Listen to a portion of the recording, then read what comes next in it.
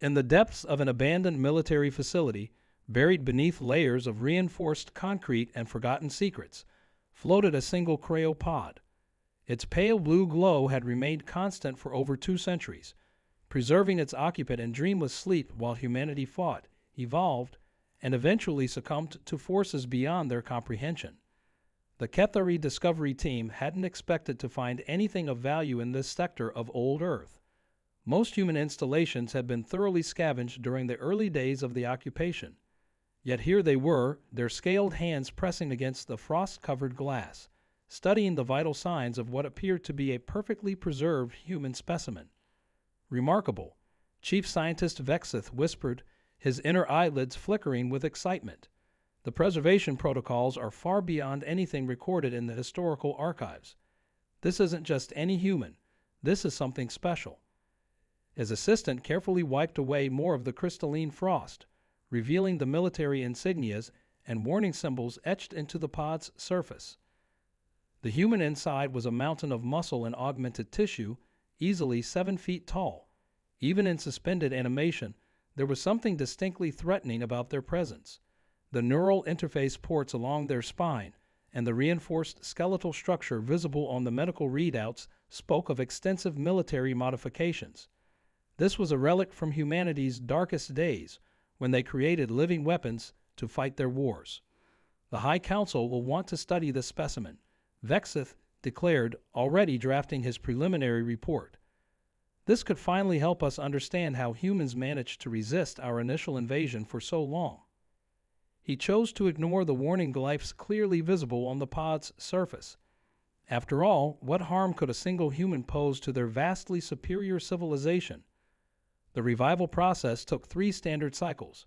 The Kethari's most advanced medical facility had been cleared for this momentous occasion.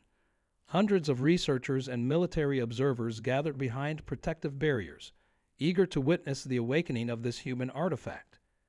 Security forces stood ready, though most considered their presence a mere formality. As the pod's cryogenic suspension began to dissolve, the facility's AI translated the data streaming from the human's neural interfaces. Combat protocols initialized, weapon systems online, psychological conditioning active. But it was the project designation that finally gave the Kethari pause. Project Nemesis, Continental Defense Force, Last Line Protocol. The pod's surface temperature rose rapidly, frost evaporating into swirling mists. Warning alerts flashed across monitoring stations as the human's vital signs spiked far beyond normal parameters. Someone in the observation deck muttered a prayer to the old gods. Through the clearing vapor, they watched as the human's eyes snapped open, cold, alert, and terrifyingly aware. There was no confusion, no disorientation that should have accompanied centuries of suspended animation. Instead, they saw only razor-sharp focus and rising fury as their specimen processed the alien faces surrounding them. The facility's lights flickered as the human's augmentations began drawing massive amounts of power, interfacing with and overriding security systems that should have been impenetrable. In those few seconds before chaos erupted, Chief Scientist Vexith realized their terrible mistake. They hadn't discovered some long-lost human artifact. They had awakened something purposefully left sleeping. The human's first words, spoken in perfect Kethari, sent chills through every being in the facility. "You're on my planet." The restraints, designed to hold creatures 3 times stronger than a normal human, began to groan under impossible stress, and I was having such a nice nap. As alarms blared and security forces scrambled to contain their rapidly escalating situation, one thought raced through Vexith's mind. They had just made the biggest mistake in their species' history. They had discovered exactly why this human had been sealed away, and now they were all going to learn firsthand how humanity had survived for so long against impossible odds.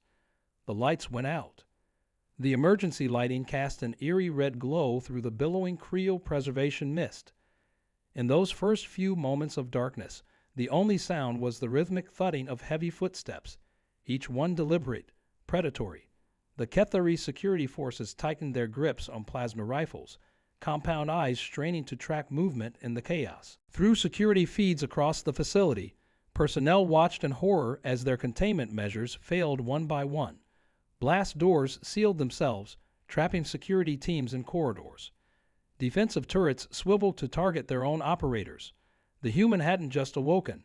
They had merged with the facility's systems through neural interfaces that shouldn't have been compatible with Kethari technology.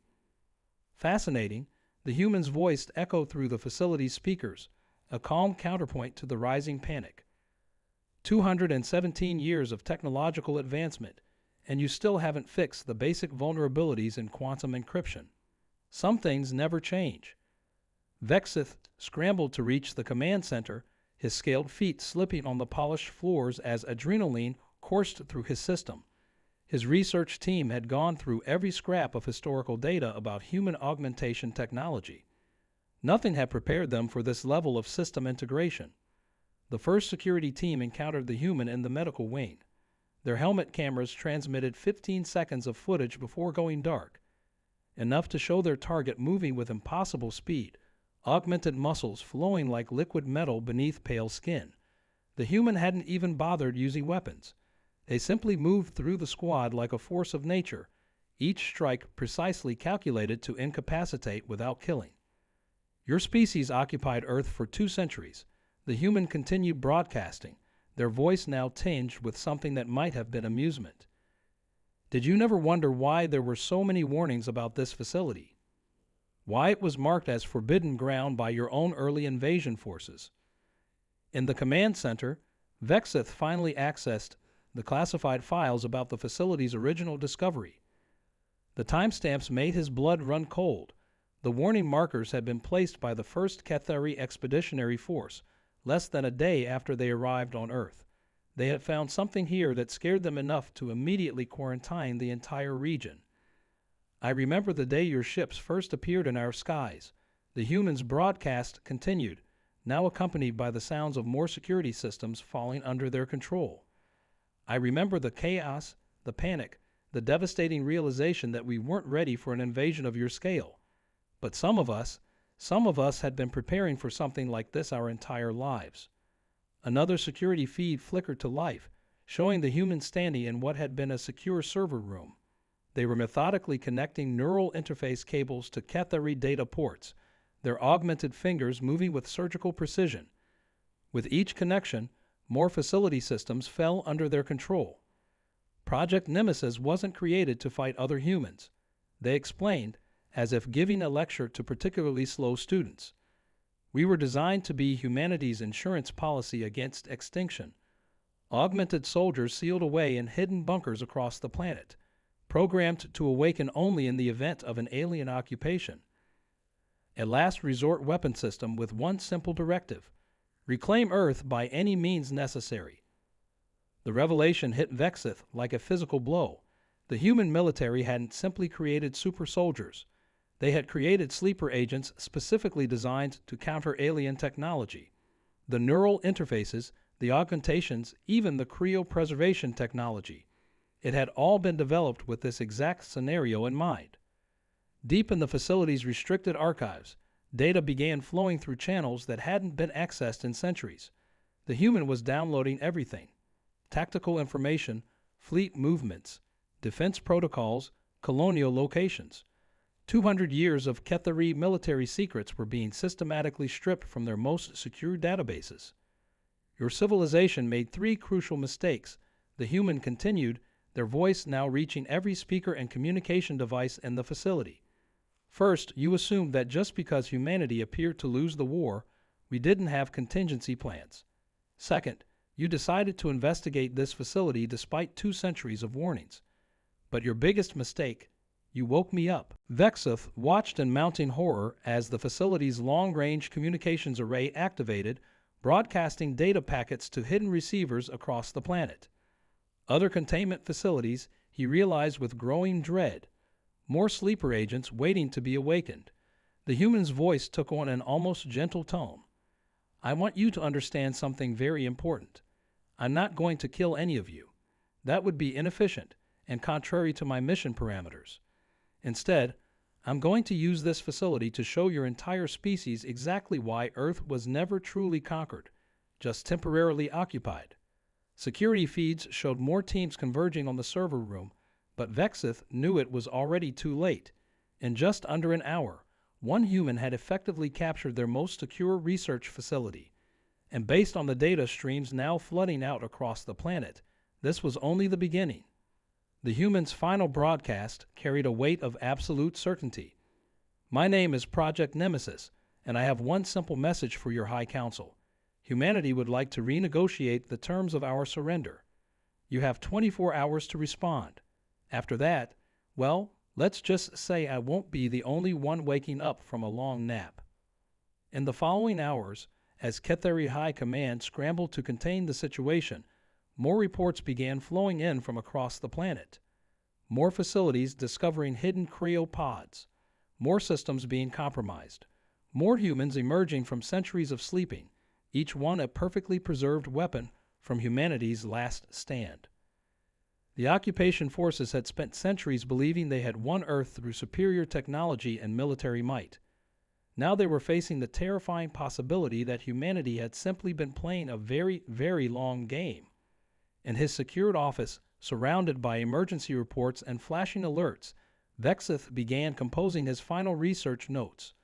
Future generations would need to understand how one simple decision, the choice to ignore ancient warnings, had potentially triggered the fall of their entire empire. Outside in the gathering darkness, more pods were beginning to glow. The Ketheri High Council's response came exactly 23 hours and 59 minutes into the ultimatum. Their massive holographic forms materialized in the facility's central chamber, where Project Nemesis waited with casual patience, still methodically extracting data from their networks. Your terms are impossible, the council leader declared, his scaled face betraying no emotion. We cannot simply abandon 2 centuries of colonial development. Earth is vital to our civilization's expansion. Behind him, the other council members nodded in grave agreement, their ceremonial robes shifting like liquid metal in the holographic display. I was wondering if you choose this path, Project Nemesis replied, not bothering to look up from their work. You should know that in the last 24 hours, I've awakened 16 other Nemesis units. Each one has already secured strategic facilities across your occupation zones.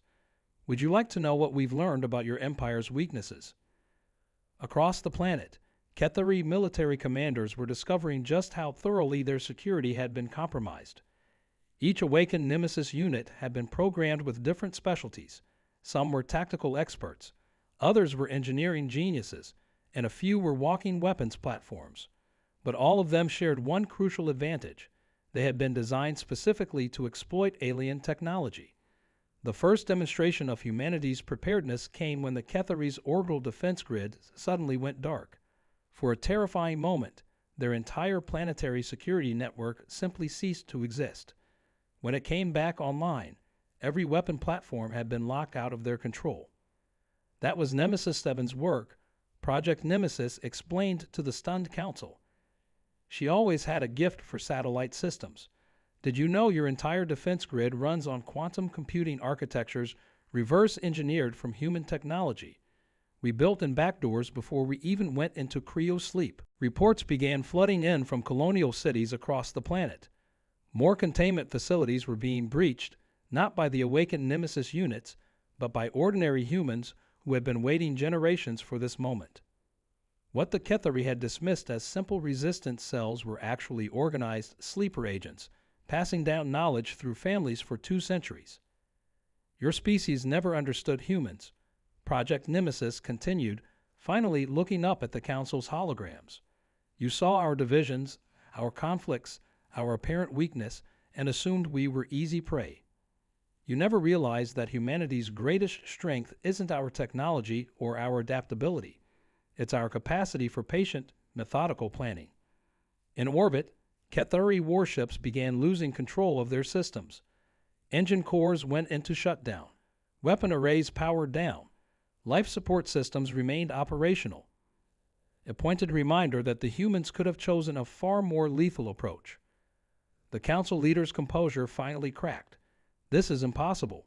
We destroyed all of humanity's military capabilities during the invasion.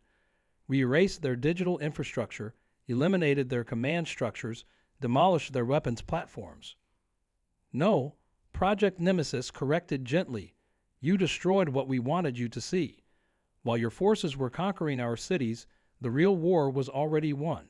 Every piece of technology you stripped from our ruins contained hidden protocols. Every database you captured held dormant viruses. Every human settlement you occupied had been preparing for this moment for generations. Across the planet, more cryopods were awakening. Not just Nemesis units now, but thousands of specialized soldiers and engineers, each one preserved with specific knowledge and capabilities. Humanity had hidden an entire army in plain sight, scattered in bunkers and secret facilities across the globe. The Ketheri's sophisticated AI systems, the cornerstone of their military superiority, began experiencing cascading failures. Their quantum networks, based on stolen human technology, turned against them.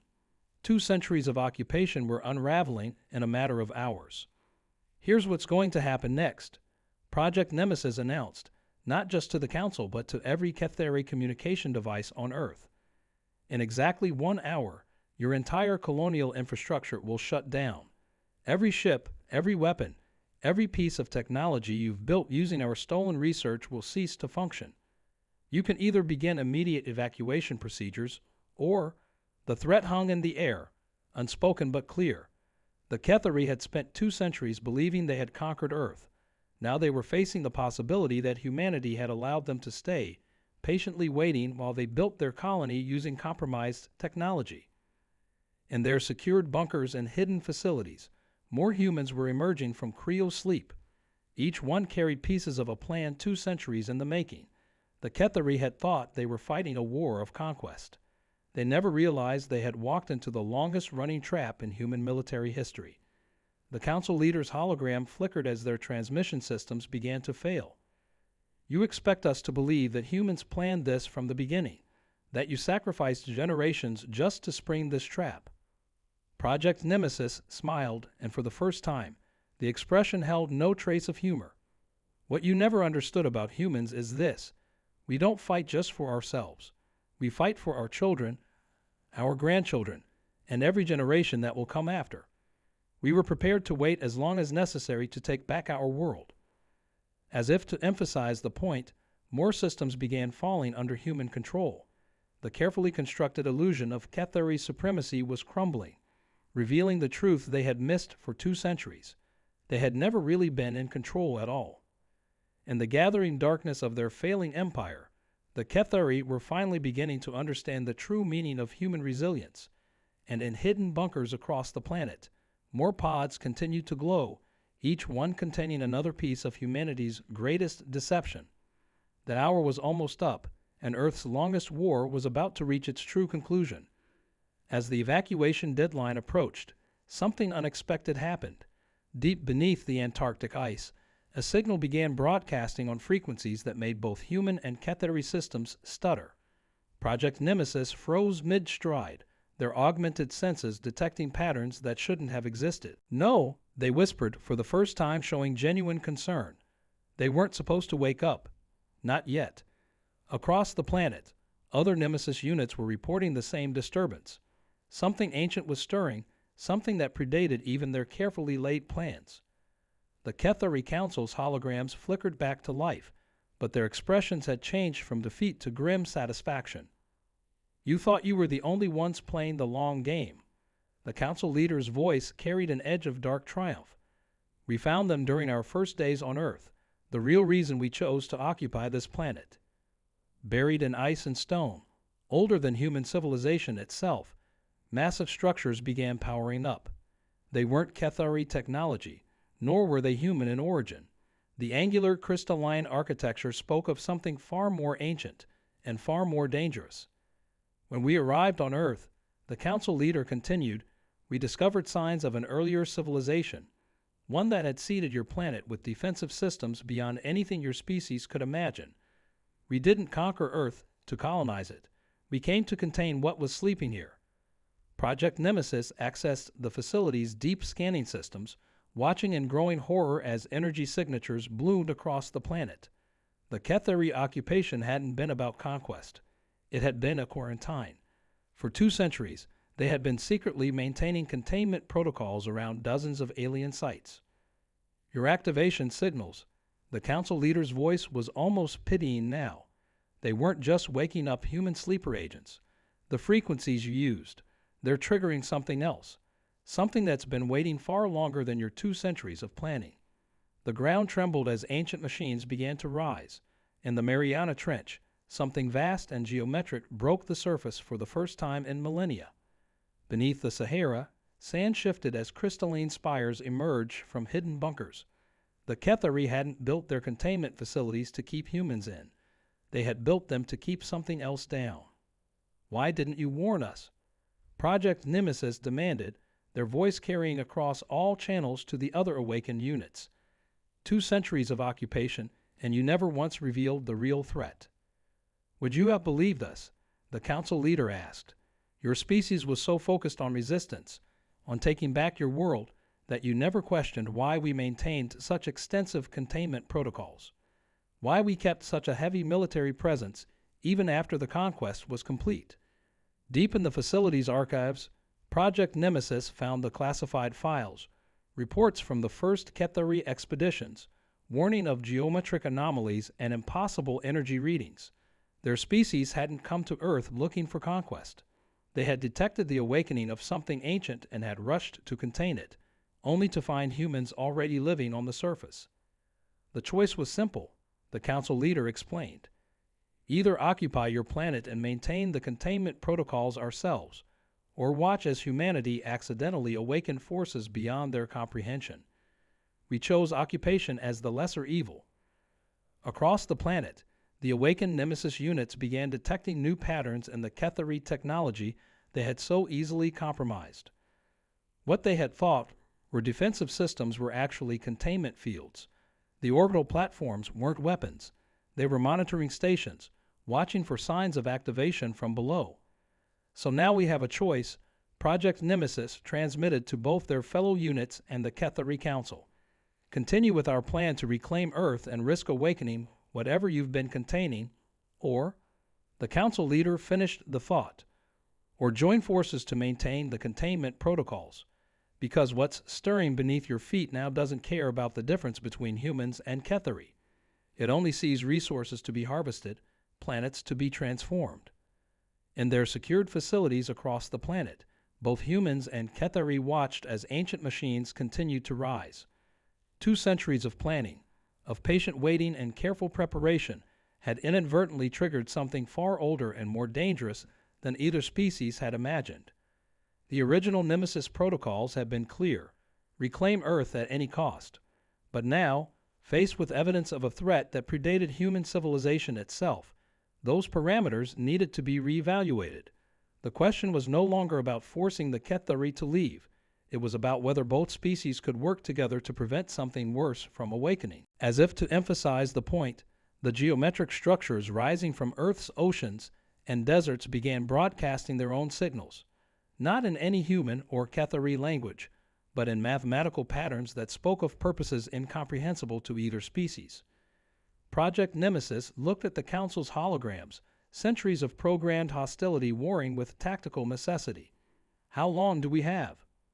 Based on the activation patterns, the Council leader's scales shifted colors in clear distress. Hours, maybe less.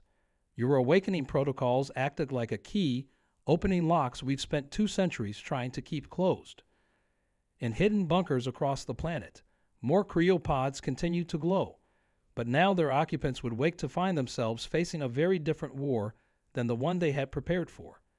The question was, could 2 centuries of hatred and occupation be set aside in time to face a threat older than either of their civilizations?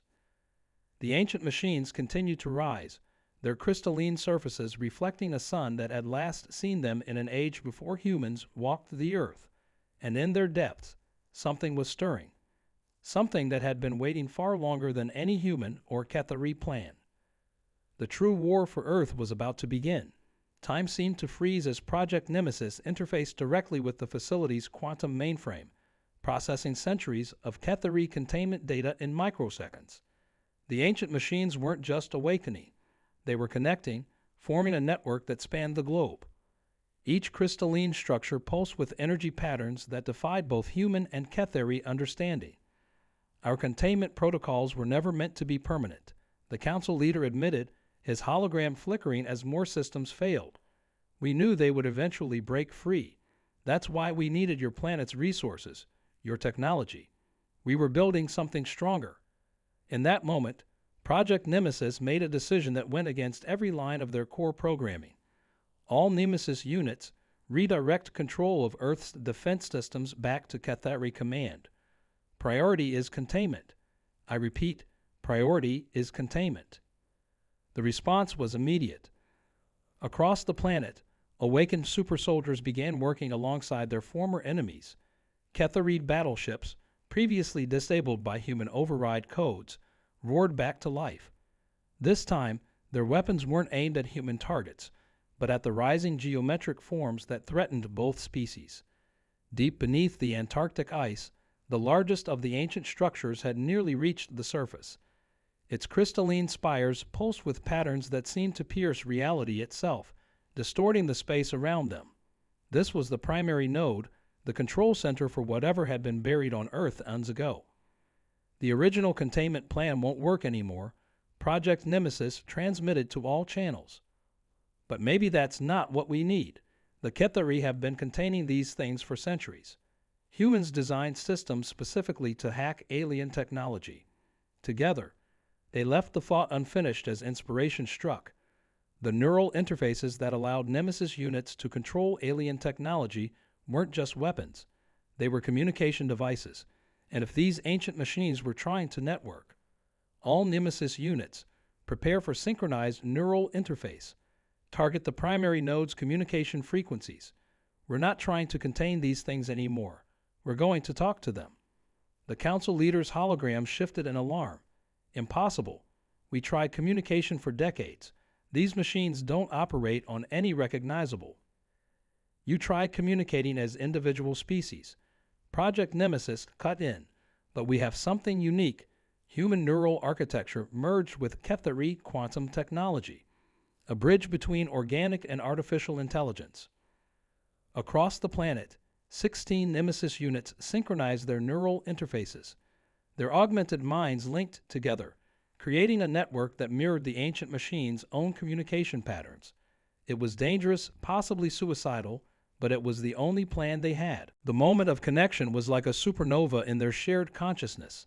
The ancient machines weren't weapons, as both species had feared. They were seeds, preservation systems left behind by a civilization that had faced extinction. Their purpose wasn't to destroy, but to preserve life by transforming endangered worlds into secure habitats. They had awakened because they detected two species about to go to war, threatening the very life they were programmed to protect. The rising structures weren't weapons. They were environmental stabilization systems designed to preserve Earth's biosphere at any cost. Through their connected minds, the Nemesis units reached out to the ancient intelligence. We understand now. They communicated in patterns of pure mathematics. We are not your enemy. We are not destroying this world. We are learning to share it. The crystalline structures paused their emergence, processing this new information. Slowly, their aggressive energy patterns shifted, becoming more harmonious. They had been designed to preserve life, and here was life finding a way to preserve itself. But as the crisis seemed to be resolving, Project Nemesis detected something else in the ancient machine's network. A warning, buried so deep it had taken all 16 augmented minds working together to find it. Earth wasn't the only planet where these systems had been seeded. Across the galaxy, more preservation machines were sleeping, waiting for signs of civilizations in need of protection. The Ketheri hadn't just found Earth by accident. They had been following a trail of awakening machines, trying to prevent a galaxy-wide activation that could reshape countless worlds. Their occupation of Earth hadn't just been about containing one system. It had been about preventing a chain reaction. As the ancient machines settled into a new equilibrium, accepting the cooperation between humans and Ketheri as proof that their intervention wasn't needed, Project Nemesis made one final transmission to both species' leadership.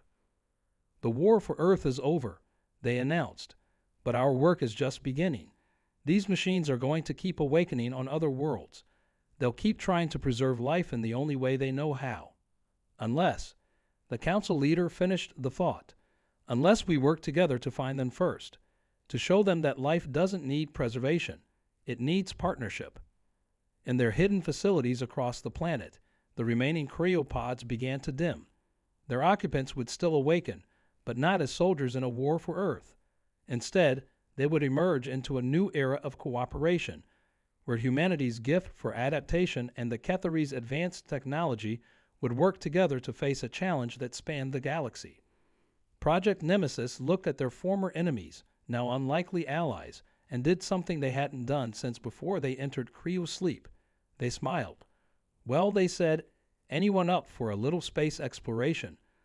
I hear there are quite a few sleeping machines out there that could use a wake-up call. The ancient preservation systems hummed contentedly beneath Earth's surface, their purpose altered but not abandoned. They would remain as guardians, not of individual species, but of the remarkable ability of life to find new ways to survive, adapt, and grow.